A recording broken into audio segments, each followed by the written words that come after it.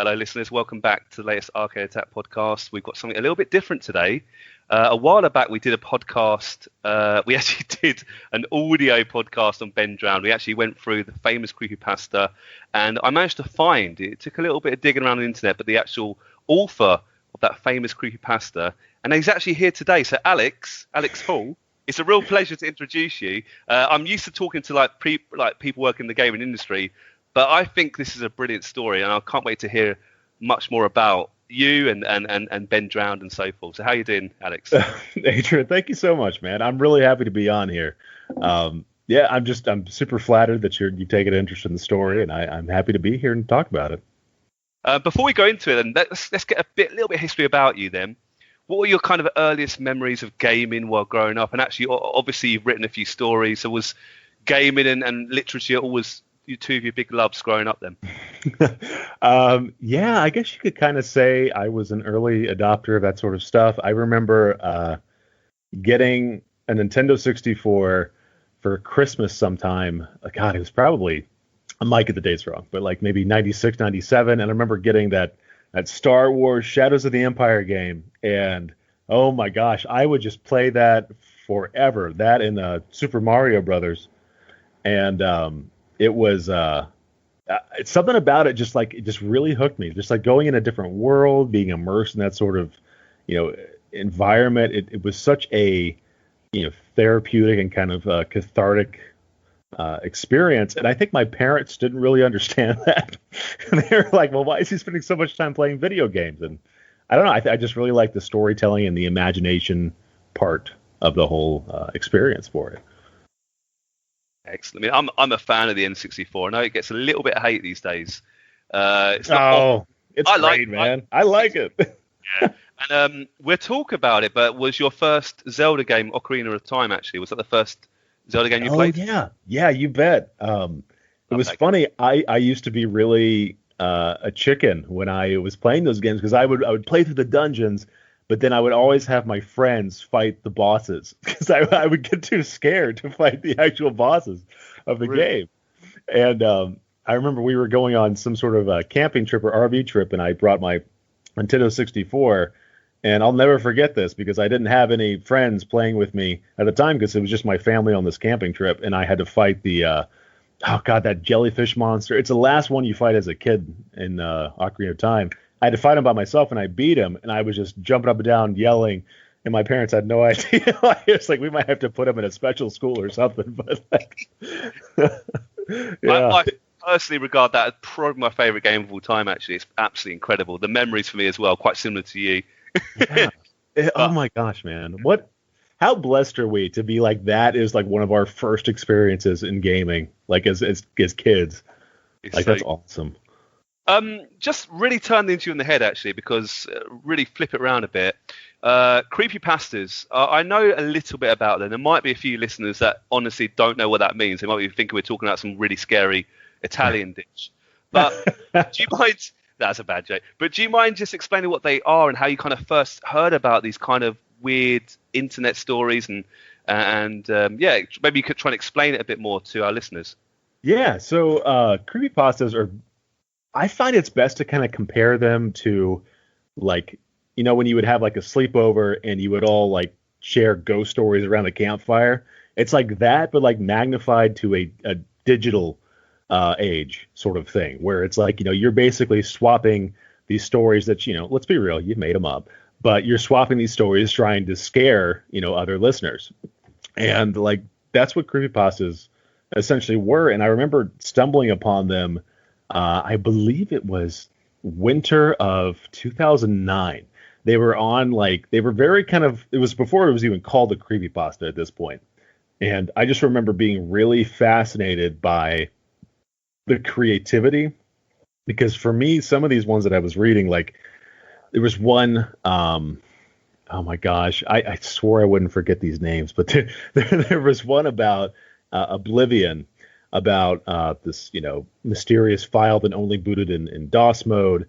And there was this other one about a Russian game that they were just doing these really interesting things on a psychological level that were more frightening and more compelling to me than like actual horror-based video games were. So it really stuck with me. Would you say that Slender Man, is that right, that is probably the most famous creepypasta? I think a lot of people would have heard about him.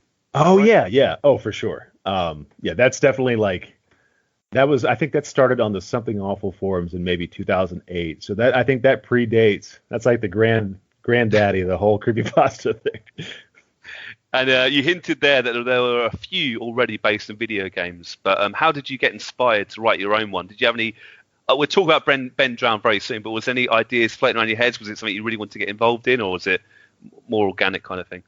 So there was this board devoted to the paranormal. It was an image sharing website where people would just basically write these stories, and they were just short forms, like let's say 2 or 3 paragraphs, and that would be it. Like they would just post them anonymously, and people would kind of rate them and kind of give feedback and that sort of stuff. And I kept on reading them because they were really interesting. They were just doing, again, like they were doing really cool psychological things in a way that I hadn't really seen horror games, do.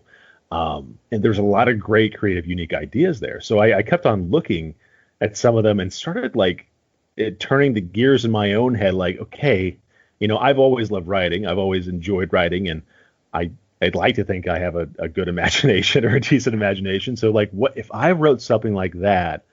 What would it be about, and what would I choose as the base game for that? Because I like the idea of a messed up kind of haunted video game. Definitely. Well, let's talk a bit more about your inspiration for Ben Drowned. Now, there's people again probably listening don't know anything about this, but it's based, it's very hugely based about a certain Zelda game, Majora's Mask.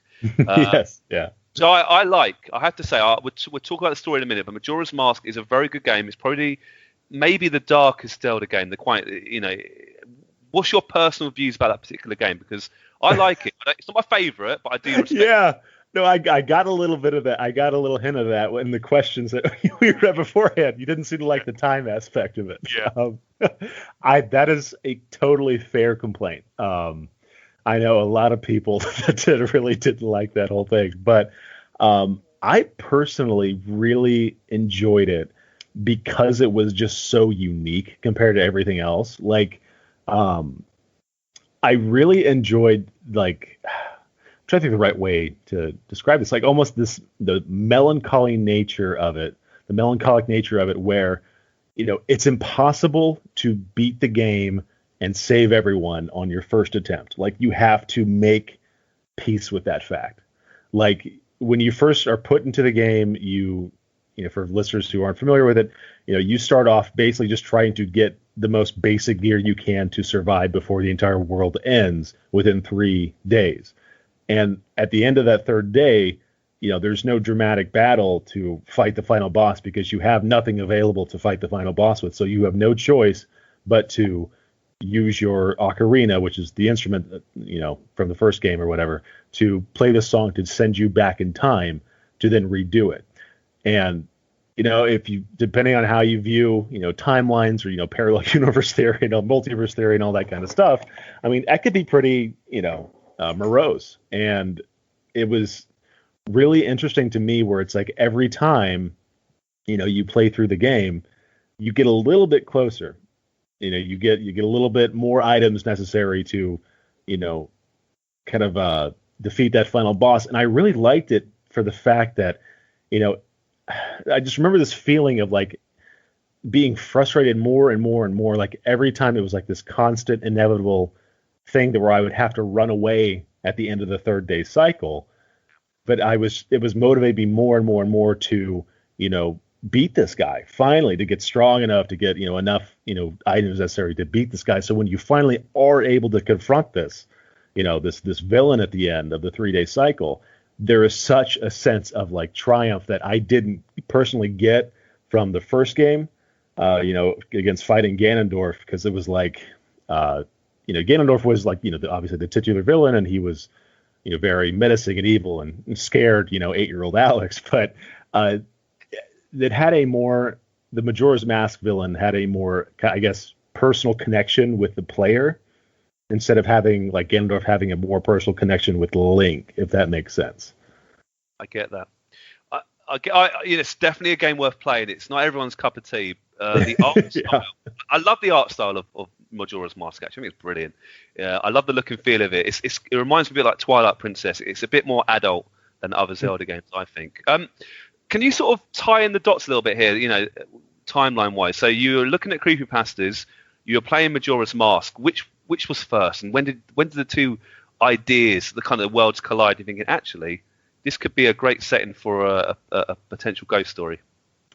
So I played Majora's Mask probably right when it first came out, because I remember reading a bunch of articles in Nintendo Power, this old magazine that would preview the games and that sort of stuff.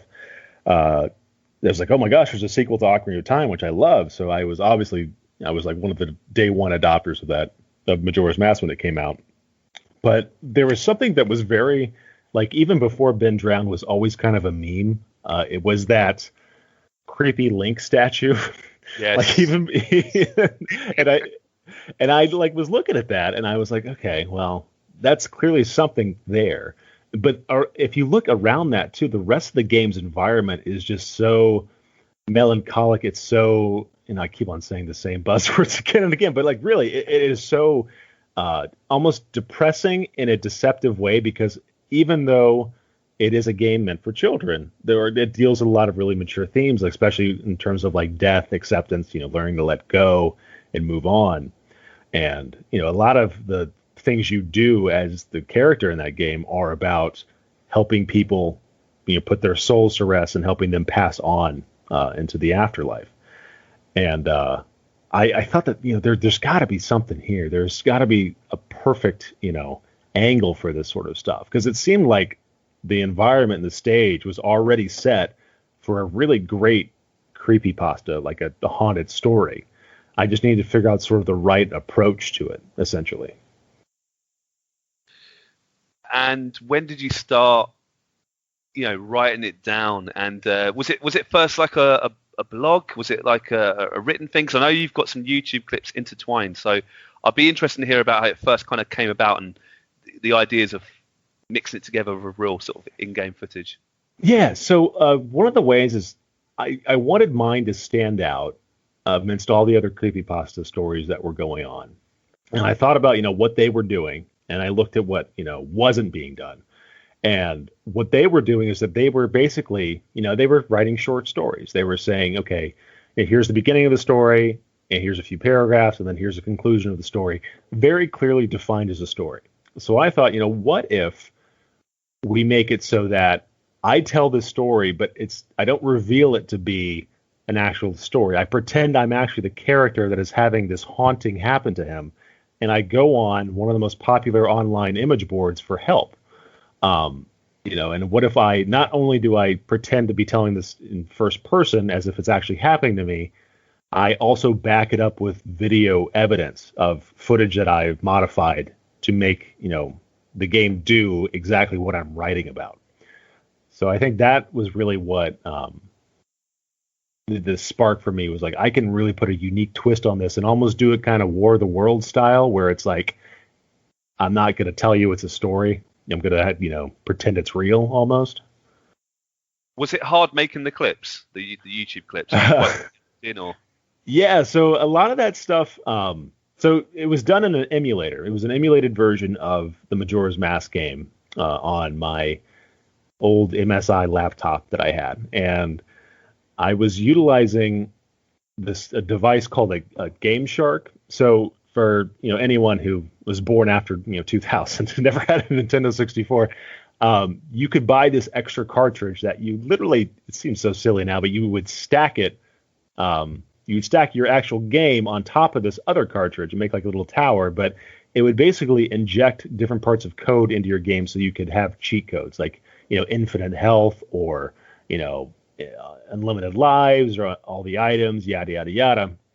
But what it actually really did, it was this hexadecimal editor that could go into every single part of that game if you knew the right variables and if you knew the right codes to hit, and you could modify it to do almost anything in terms of like what the original creator, what the boundaries of the original code was. So you could emulate not only a Nintendo 64 game on your PC, but you could also emulate a Game Shark.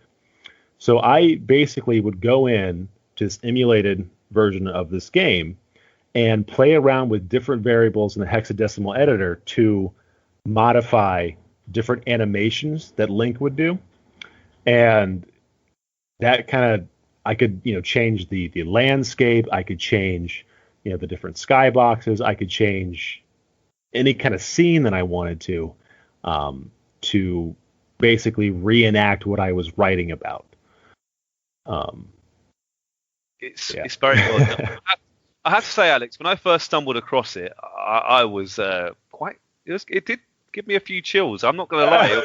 It was great. It was quite spooky. I have to say. Thank you, man. That's awesome. Yeah, it really was. I don't want to ruin the plot too much, but if anyone's thinking, "Oh, this sounds quite interesting," how would you describe briefly, or maybe just the start of the plot of Beb Drowned? I know you've got an update later we can go into, but how would you kind of entice people to give it a go? What was it all about? So essentially, it starts off as any. It's funny now, like looking back on it, because it did kind of help set up a lot of what would later become cliches of the creepypasta genre. But it starts off at this old man's garage sale, and this college student comes up and he finds this old cartridge of Majora's Mask, and he takes it home with him. And he starts playing the game, and he starts seeing that stuff isn't quite as he remembered it in the original game. Like the characters will refer to him by a different name, or weird kind of glitches would start happening.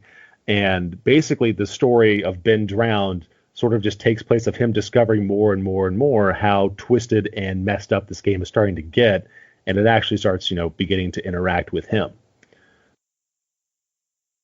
It is spooky. It is good. Yeah. Good. I'm glad.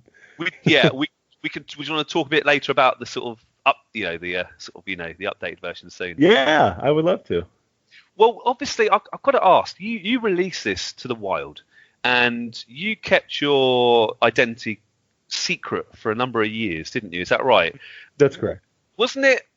Was it weird? Was it like quite amazing seeing this thing sort of grow out of nowhere? It really did explode, didn't it? And were you kind of tempted to go, "It was me, give me the credit," or were you just sitting back, just going, "Wow, what have I created here"? I'd love to get your view.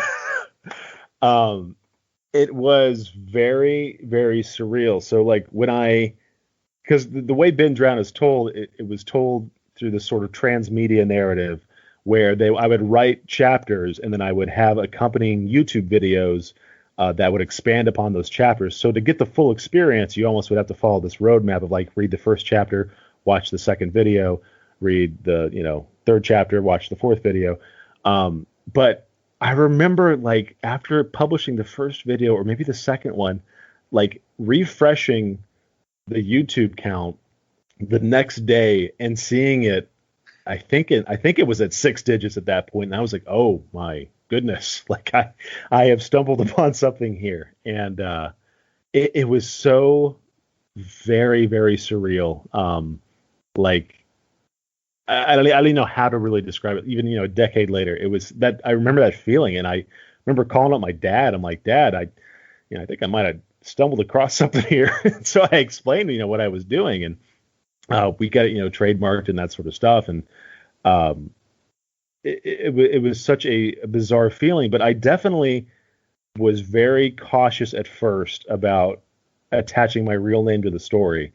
I always knew I would do it at some point, but when that initial viral like rush comes at you and comes at you pretty fast, you get a lot of people, and I have gotten a lot of very let's say crazy crazy people that really wanted some bizarre things from me. So I kind of deliberately waited until like the viral nature of it settled down a little bit before I was like, okay, this is me, Alex Hall. I wrote this. But yeah, man, I could swap horror stories with you, I'm sure, of crazy fan letters and stalkers, that kind of stuff. That's incredible. I mean, did you? I mean, you must have read the comments. I assume there's people that maybe even to this day actually think it's maybe true, or can you sort of recall any really odd comments? Or you'd have to go into too much detail, Alex, but what was the weirdest things that sort of happened? Oh gosh, I won't mention names, but there was a person who this is a little bit of spoilers for the first part of the story of Beb Drowned, but at the end of the original story, the plot twist at the very end and how it is left ambiguous was like, you as the reader have accidentally invited Ben into your computer, and as a result of that, I think there was some person in Wichita that like unplugged his router and just like went AWOL for like a week or something like that because he thought it was real. I felt so guilty about that. That's incredible. Oh my gosh. It wasn't actually. This is not on my list of questions, so I do apologise. But do you know if Nintendo ever heard about your story, and did they? Any ideas what their views are? Yeah, they know of my story. It's like a weird kind of tongue-in-cheek sort of thing. Like I remember I did get a weird sort of shout out when the Majora's Mask 3DS trailer came out. I forget where. Let's see here. Like on the YouTube video for the trailer, they deliberately cut to a shot of like the Elegy of Emptiness statue, which is that creepy Link statue, which represents Ben in the story, posing in this random place in Ikana Canyon, which is a map in the game. Now, normally that statue only has one purpose, and it's to sit on a switch. That's right. Yeah. So, like, there would be no real rhyme or reason to put it anywhere other than a switch. But they put him posing, I think, next to another character in the game, kind of looking at the camera or something. So I've gotten a little bit of attention here and there from it, but we're kind of nothing crazy yet. I haven't been sued, so I mean, well, you've been that you would like us. Yeah. I have to ask actually because I read your story initially on a forum, I believe. I can't remember what it's called now. You can find it quite easy on the internet. But for you personally, where's the best place for our listeners to really get the best sort of reading and viewing experience of Beb Drowned? Is there a dedicated website or a YouTube channel? Yeah. There's two actually. So if you Google Beb Drowned, there's a Wikipedia entry on Beb Drowned, and at the bottom of it, there is a fan wiki, and this, who knows how Wikipedia works. This could be edited out by the time, this goes live. But just in case, it is called jadusable.withinhubris.com. So that's JADUSABLE dot within, WITHIN, hubris, HUBRIS.com. And that essentially is, it's run by an amazing guy. His name is Circle Hunter. He has chronicled like literally everything since the original story to the second phase of the story back in kind of 2011 to all the way to the current story right now. And he has done a phenomenal job. So if you go there and there's a link right in the front page to find the original story, you click that and it takes you through chronologically of how the posts happened, how the videos were published, all of that. I would recommend that. Secondly, there is a YouTube series done by a guy named Ryan Geaver. I'm so sorry, I probably mispronounced his name. But he does a YouTube version. So if you prefer kind of more of like a long form listening sort of thing, he summarizes the entire story through a series of multiple YouTube videos. That's really well done. Brilliant. Alex, I'd plug our very own audio version of your story now, but don't listen to it. What? Oh, come on. You plug it. I love it. But this is a bit of a personal question, and sure. I understand if you don't really want to answer it too much, but if you release something online for free and you see it explode, again, I'm not trying to, you say you think differently, but for me, I might be thinking, well, wow, I could have made this into a proper story. I could have sold it in a book or a novella. Did you make any money out of Beb Drowned? Can you talk about that? Or? So I made money off of no, because I didn't open ads on my YouTube stuff until 2012. So I remember at the very end of the story when I kind of like came out and said, okay, yeah, this is a story. I received a bunch of requests for people like saying, oh, I just want to show my support, give, whatever. And so through, eventually I reluctantly opened up a bit of a PayPal, and I got, a few $100s from that. Nothing crazy, but I kind of look at it as a,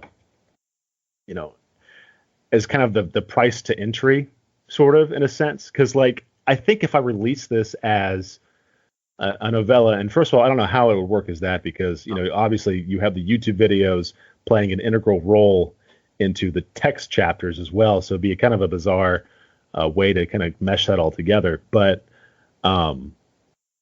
yeah, I don't think it would have gotten as popular. I think part of the reason why it really blew up was because, it was freely available for everyone. And it that added to the believability that this character was reaching out for help, because the whole crux of the story was based around, pay me $9.99 to find out more about it, like, yeah, I kind of look at it as the price, to pay to kind of get your name out there. And I think it's worked out in my favor so far. Good on you. I appreciate you answering that. Yeah. You've got some big news, actually, and obviously Beb Drowned. Last time we spoke to you in a text, since you've got a new one, actually, we're attached in the show notes. You've revitalized Beb Drowned. It's coming back. How exactly did this come about, and can you give us a little bit more detail? Yeah. So, in all honesty, I should have probably.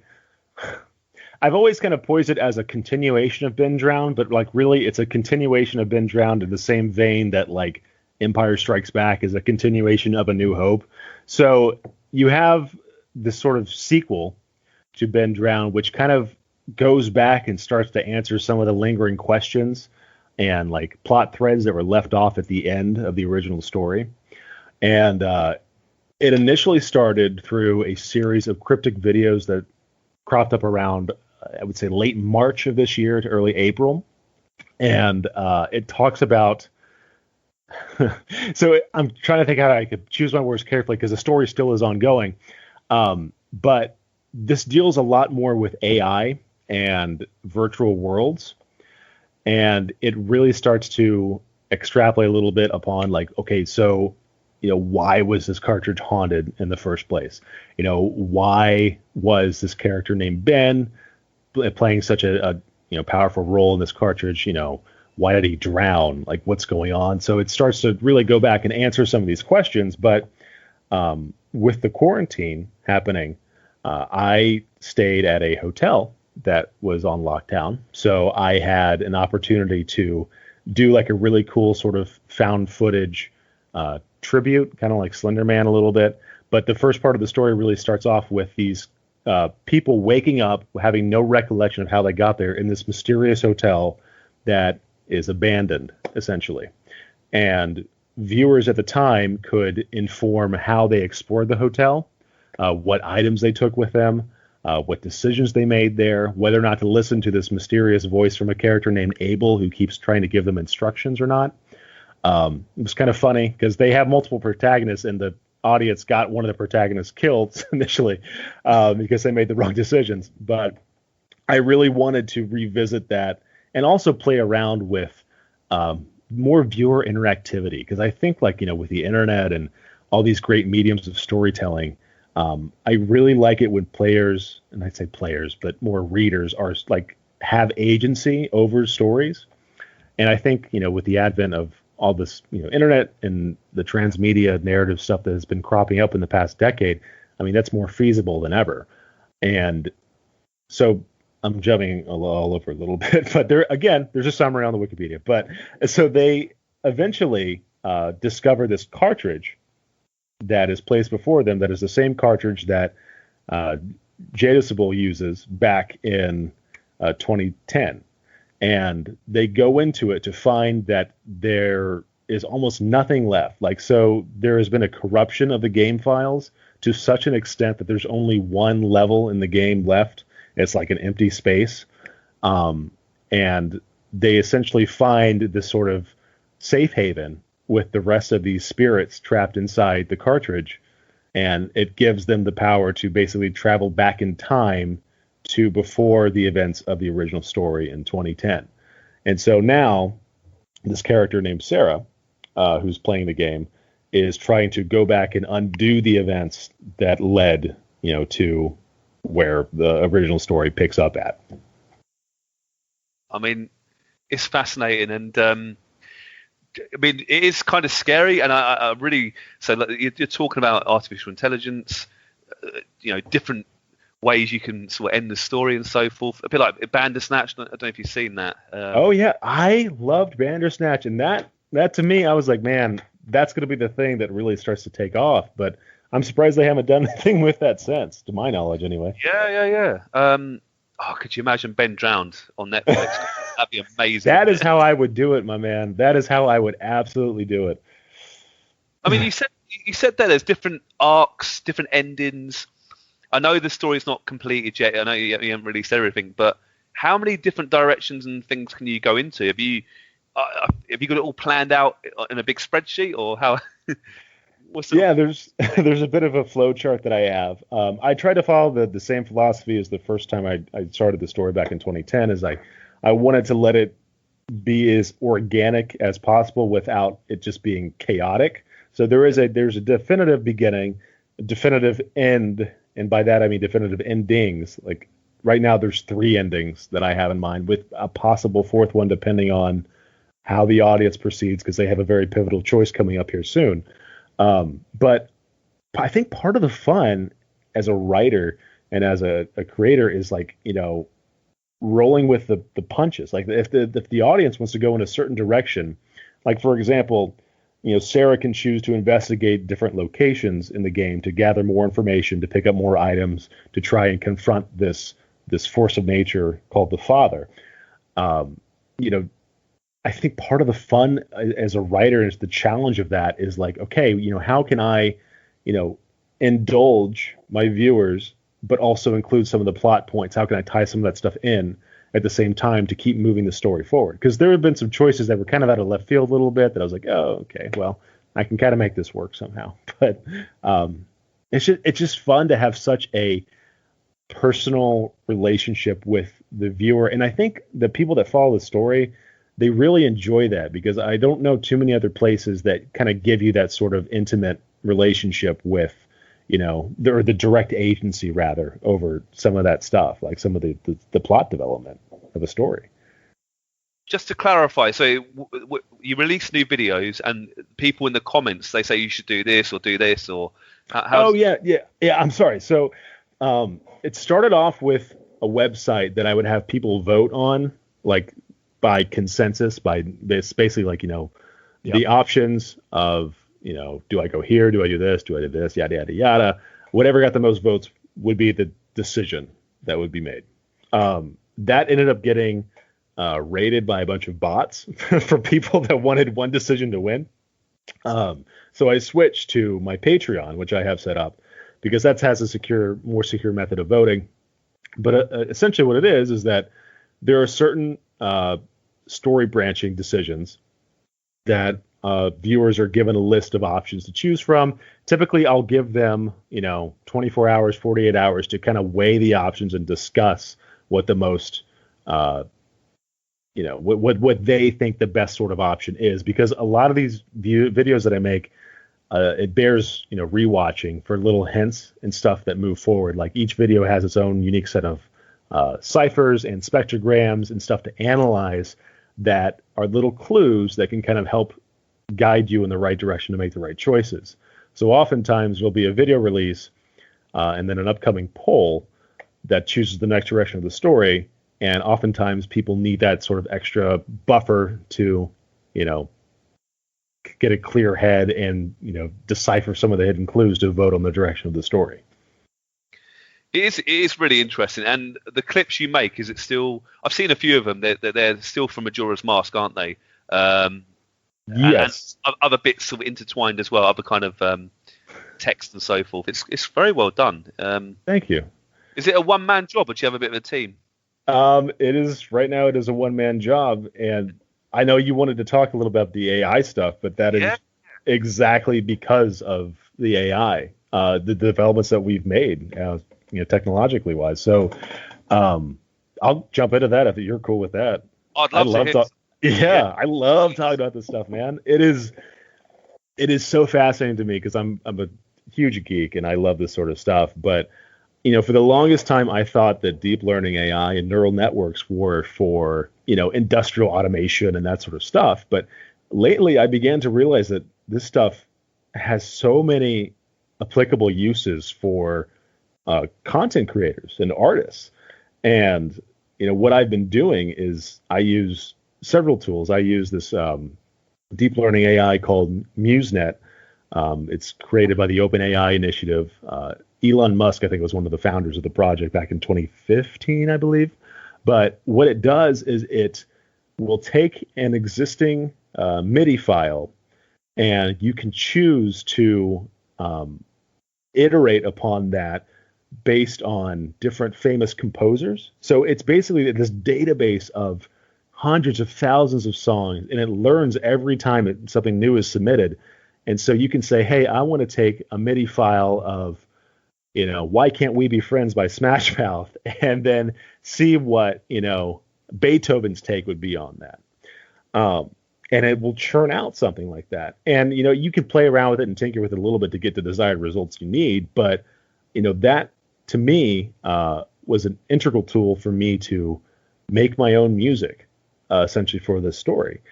And again, there's another example that I use to help create some of the villains of the story, this program called Artbreeder. And what it does is, excuse the kind of lewd connotations, but it breeds two images together. So if you take, like a cow and a chicken, two images of those, and then you mesh them together, it will produce some sort of weird looking, frightening sort of thing. And I'm not sure if it's intentional or not, but like as a byproduct, because we are sort of in the rudimentary stages of this technology, a lot of these images they're very surrealistic. They're very kind of like nightmarish in a weird way. Like Uncanny Valley is a big descriptor for that sort of stuff. And you can basically modify. So again, like the website is Artbreeder, but you can modify like almost every sort of variable about a portrait. So like if you take your own facial portrait and you put it in there, you can modify your ethnicity. You can modify, how wide your eyes are. You can modify if you're wearing glasses, your hairstyle, if your eyes are open or closed or smiling. It is so, so cool. And it is kind of a double-edged sword because on one hand, like I didn't need to hire a composer or a graphic artist to get the results that I wanted to. Which is a good thing for me, but I can also see that would be a negative for other, graphic artists and composers. I don't think that we'll ever get to a point where an AI will fully replace the need for either of those things. I don't see that happening, at least not in the next 100, 200 years. But I think for, content creators that are, on a budget or trying to, do a one-man show sort of thing, we can't all be Toby Fox, the creator of Undertale. We can't do everything. But this allows us to basically augment our weaknesses as creators. Like my strength is writing and my imagination, that kind of stuff. Not much of an artist. I don't have much of a musical ear. So it's been incredible. And, it's going to be so crazy when we look back on this in 10 years. And we're going to look back on this kind of technology as almost like, oh, man. It's like a TI-89 calculator, almost in retrospect. Like I cannot wait to see what turns out with this stuff, man. It is so cool. Well, in 10 years, the robots will be taking over. Yeah, crap. You're right. Are you a fan of the Terminator films then? Because that kind of reminds. Yeah. No, Alex, it is incredible. I get the impression this is the stuff that really interests you. And I assume it's stuff you're looking into the future as well, away from Beb Drowned. Is that fair? Yeah. So there's different. Yeah, gosh, I need to pick my words carefully. Yes, there are definitely additional projects that I'd like to branch out from the Majora's Mask stuff eventually. I'm wanting to tie this story up, and it will be tied up by the end of this year. But there will be certain ways that people will see how this could be expanded upon in the future, like introducing a more, I know it's all the rave these days, but an expanded universe per se. So leaving some outlets open because of the nature of what is developing now in this new story, and now that viewers are getting more of an understanding of what is really happening with this cartridge and why it exists in the first place, I think they will start to understand what the future could hold for some of this stuff. Love it. I mean, I was going to ask, is this story kind of the end of Ben Drowned? But you made a very strong hint then it could open up different I like it. Yeah, we'll see. We'll see. I like your story. Obviously I haven't seen the finished updated version, like kind of the continuation. Mm-hmm. I personally think, and we spoke about this before in the text interview, that it could make a really quite good animation, sort of dark animation, or I'm not sure, maybe a movie. I'm not sure, but is that a possibility in the future as well? Yeah, I have been in talks here and there over time with a few movie studios. I think the industry is kind of getting now to a point where they are starting to understand, because keep in mind this sort of stuff is, barely a decade old at this point. This whole genre is barely a decade old, and I think the industry is starting to understand a little bit better how to do it, because I know they tried with the Slender Man movie and they just kind of took that concept and said, oh, well, clearly, let's just slap on generic, monster movie, horror movie, call it a day, when that's not what made Slender Man popular at all to begin with. I think they're starting to have a better understanding of it.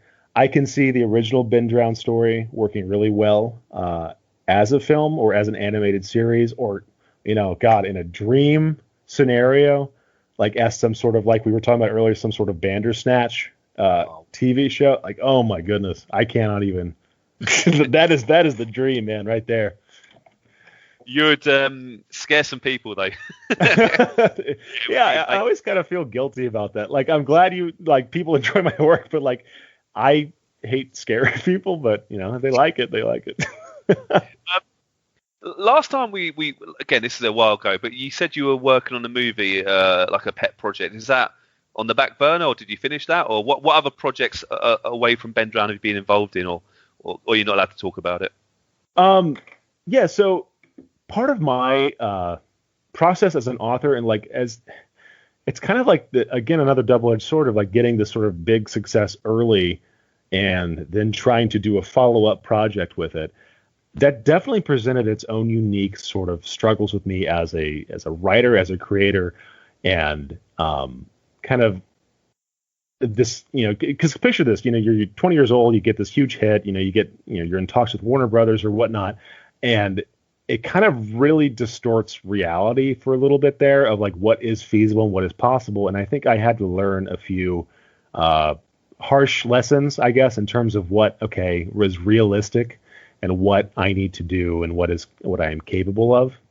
So I've been working on this movie for a little bit here, and I've integrated some of it into the sequel of the Ben Drowned stuff that I was talking about earlier. It's been a really interesting developmental period for me as an author, and especially just the revisiting of this whole stuff. What got me sort of, that this attention in the first place has been very humbling, and I've just been incredibly blessed and appreciate a lot of the interaction with the fans. Like the Discord server that we have is always a hoot. I love having the reaction videos to people watching this stuff, especially the new episodes air. It's been really cool, and I think the method of content delivery that we've been doing, which is releasing a new video every Sunday, kind of gives us almost like TV show like appeal, especially in an area where everything's on lockdown and nothing new is being made in terms of television, that sort of stuff. So it's been a journey. I was going to ask, what's your YouTube channel so people can? Oh yeah. So it's just Jadusable right now. So it's Jadusable, and I would recommend. Well, because it is told like through a transmedia narrative, there's no it's not quote unquote organized. You'd have to go to the Wikipedia for that. But yeah, that's the channel that it's on, and then we have a Discord. That's the invite code is in my channel description, and then the Patreon as well is just patreon.com/Jadusable. That's typically my handle for almost everything except my Twitter, which is Alexander D Hall. But yeah. Oh, I love it. Again, I think you've answered this question in the text message before, but if you had to, did you ever have any other ideas for creepypastas based on video games? And if so, have you got any ideas? Wow. Yeah, I have a few. Some of that stuff is limited by my technical expertise right now, but I am working in the very early rudimentary stages. And I almost really shouldn't even say this, but I am collaborating with a VR project, VR studio, and we're kind of going through some conceptual stuff, pitching some ideas back and forth. There's nothing concrete yet, but I think that's the next big step. I think I have a great concept for a creepypasta or horror kind of VR experience that hasn't been done to my knowledge. So that's always exciting. When you have more news, please get back in touch. Alex. I will absolutely. Yeah. I know the times. You haven't got too much more time, but you're a big Zelda fan like me. Breath of the Wild 2 is probably going to have a different name. Truthfully, could be coming out next year. Were you a fan of Breath of the Wild? And if so, and also, what would you like to see in the new Zelda game when it comes out?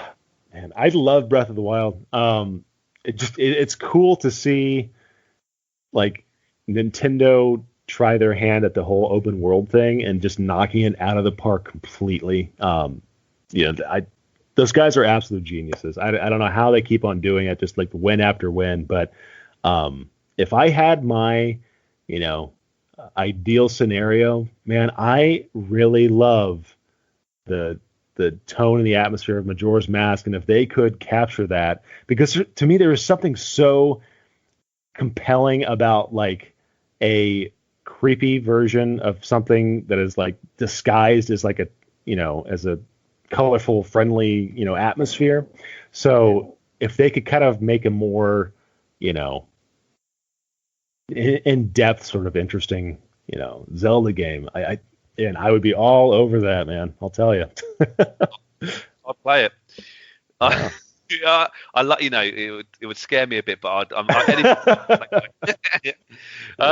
this is a bit of a creepy question, but there you go. If you were stuck inside a video game cartridge for a week, I'm sure you're not going to say Majora's Mask, and you had to live there for a week and hopefully survive, Alex, which game would you choose and why? Oh man. So okay, am I guaranteed to survive, or is that up in the air? I don't know. It's the game is, I suppose. Man, I'll tell you what.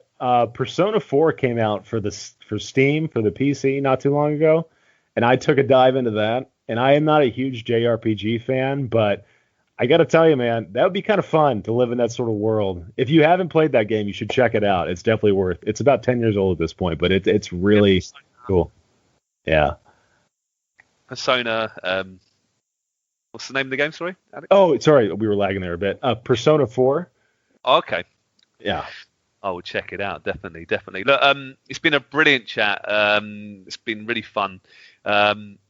Again, I appreciate your time today, Alex. I've got one final question. Sure. I know we've asked it before, but you're welcome to change your answer. If you could share a few drinks with any video game character, who would you choose and why? Oh my goodness. Link has come up a few times because he's so quiet. What yeah. Thinking about that'd be quite interesting, but obviously you don't have to go with that. Yeah, he wouldn't be too chatty, I don't think. I would go. Oh man. I would say after seeing that scene in Witcher 3 of when right before the battle of Kaer Morhen, I think is the name, where all the Witchers just get wasted like before it. I think I'd have to pick Geralt from the Witcher series. I think he would have some amazing stories. Brilliant. I think that's a new answer, actually. I don't think we've had that character before, so brilliant. Oh, cool. Love it. Look, Alex, it's been such a good fun chat. I really wish you luck. I'll put some links in the show notes to different things you mentioned today. But yeah, just Google Ben Drowned, check it out. It's well worth checking out. I really wish you all the luck in the world, and I really enjoyed today's chat. Thank you. Adrian, thank you so much again for having me, man. I really appreciate the kind words, and best of luck to you as well, and all the surviving the quarantine stuff, man. We're all in this. I know, right? And obviously, there's a corresponding text interview we did very recently again. So if you're listening and you want to have a bit more in-depth, a few other different random questions, please check that out as well. But Alex, we'll chat soon. Thank you so much. Thank you so much, Adrian. Take care, man.